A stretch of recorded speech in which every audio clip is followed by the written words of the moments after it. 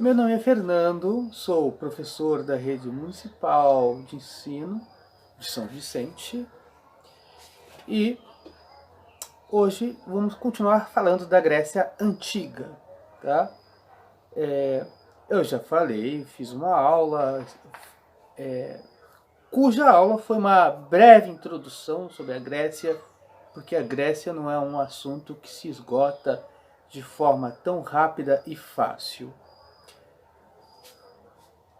Hoje eu vou falar um pouco de mitologia, falar um pouco de mitologia, de alguns costumes dos gregos e de como a mitologia também fornece material histórico para os estudos dos helenistas. Helenistas são aquelas pessoas que estudam a Grécia Antiga. Então, vamos começar. Eu tinha falado, né, dos povos dos aqueus, não é Zaqueu, tá? Aqueus, Jônios, Aqueus, Jônios, Dórios, tá? Então, tem os Eólios, os Éolos. Olha só, então vamos lá.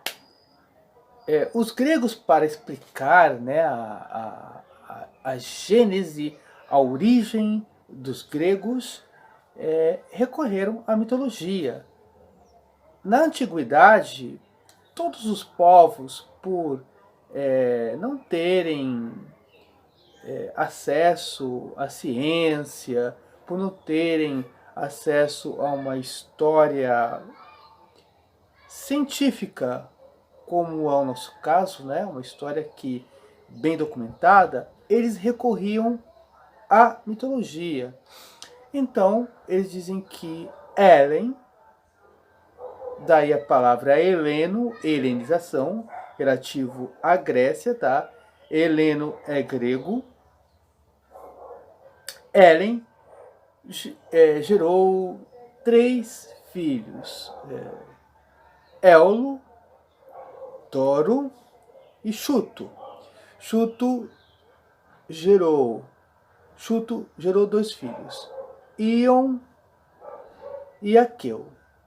Ion, Jônios e Aqueu deram origem aos aqueus. Então, está aí explicada a origem dos povos gregos, né, por meio da genealogia mitológica. É importante saber também a questão dos deuses. Tá? Cada região da Grécia cada região da Grécia tinha seus próprios deuses, né? Então cada região tinha seus deuses próprios, mas havia os deuses principais que eram adorados em toda a Grécia, independente do lugar, que eram os deuses principais. E dentre os principais, Zeus, né? Então, mas Zeus, sua esposa Hera, Atena, que é a deusa da sabedoria, Apolo, Deméter, que é a deusa da caça, se não me engano, Dionísio ou Dioniso, Hermes, padroeiro dos viajantes e dos ladrões,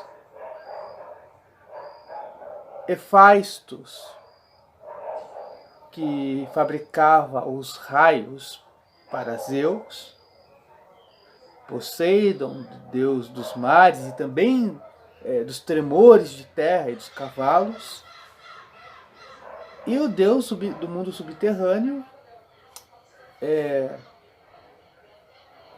Hades.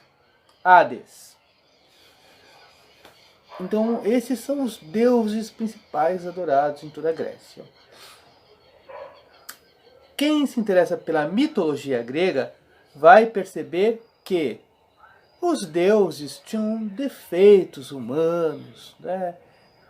Eram interesseiros, egoístas, nada muito diferente do que a maioria das pessoas é, quando não tem a vida pautada pela ética.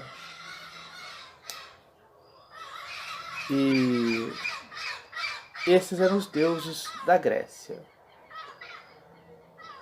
Os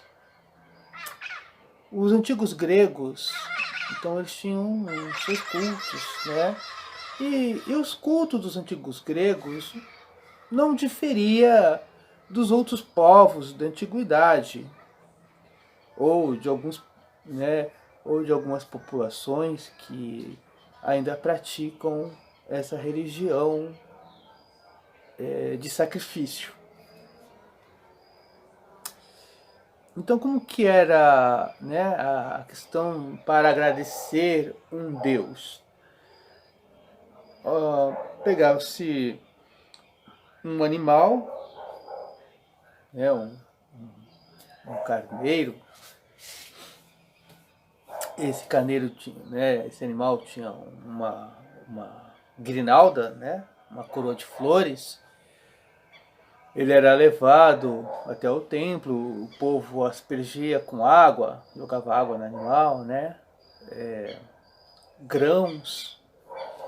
E quando chegava na hora do sacrifício lá no templo, o sacerdote dava uma pancada, o animal ficava atordoado e era o tempo do sacerdote, né, cortar o pescoço do animal, assar a carne, oferecer as partes melhores para o Deus, que seria a parte da coxa.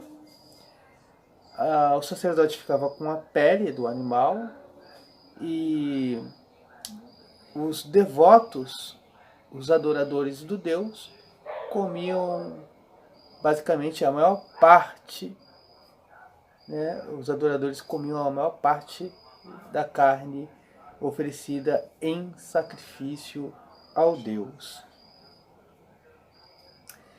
Os gregos tinham culto aos mortos? Tinham, mas eles não davam assim, pelo menos nessa época, que é a Idade do Ferro, tá? Eles davam tanta assim, importância. Eles enterravam os seus e, assim, né, com alguns dos seus pertences e tal. E depois disso eles ofereciam nas suas sepulturas bebida, comida e tal. Mas eles faziam isso mais por superstição, por temor de desagradar, né, ao deus do mundo subterrâneo, que é o Hades. Então eles faziam isso para entregar a alma para o Hades, que é o deus do mundo subterrâneo. Então, agora os heróis, né, os grandes da população, eles faziam cultos, né, esses grandes daquela população, pessoas virtuosas que se destacaram, depois da morte eram praticamente quase que elevadas à categoria de semideuses. Tá? Isto naquela época, eu falei, ainda Idade do Ferro. Certo? Ok. Agora, né, eu vou falar um pouco da questão do poeta ou rapsódo Homero. Tá? Homero viveu no século IX e ele fez um poema. Na verdade, ele escreveu 2 poemas. Um é a Ilíada e o outro é a Odisseia. A Ilíada é o que nos interessa neste momento. Tá? A Ilíada narra a guerra contra Troia. E essa guerra, hoje se sabe, foi verdadeira, aconteceu. E, assim, pelo que as pessoas estudam do poema de Homero, apesar de ser um poema, apesar de ter mitologia, apesar de não ser um livro de história, este poema de Homero traz fatos, tá? Então a poesia, o poema traz fatos, e quando eu falo fato, estou falando de história, porque a história lida com fatos. Encontra-se nesta literatura de Homero, a Ilíada, como é que era um soldado de primeira classe da Grécia, naquela época. Então, um soldado, ele tinha 2 lanças de longo alcance, tinha uma espada, um escudo e um punhal.